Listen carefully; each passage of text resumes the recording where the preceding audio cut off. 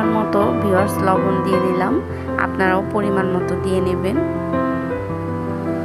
এবং 4 চামচের 3 চামচের মতো এখানে আমি বাটা মশলা, আদা, রসুন, পেঁয়াজ অ্যাড করলাম এবং সয়াবিন তেল 1 কাপ পরিমাণ মতো দিয়েছি।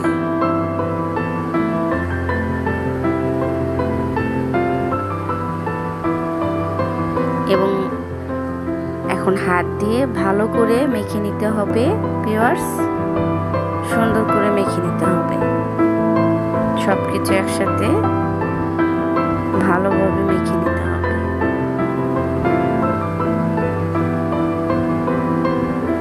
মাখানো হয়ে গেলে এর ভিতরে উপর দিয়ে কাচকি মাছ দিয়ে দিতে হবে। আজকে আমরা কাচকি মাছ রান্না দেখাবো, চরচরি। দেখুন ভিউয়ার্স, রান্না হচ্ছে।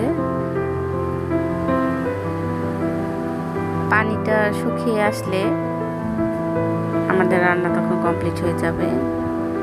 পানিটা শুকিয়ে আসলেই চচ্চড়ি হয়ে যাবে। আপনারা ট্রাই করবেন বাসায়। রান্নাটি যদি ভালো লাগে কাচকি মাছের চচ্চড়ি করলা দিয়ে, তাহলে অবশ্যই আমার চ্যানেলটি সাবস্ক্রাইব করবেন এবং লাইক কমেন্ট দিয়ে শেয়ার করে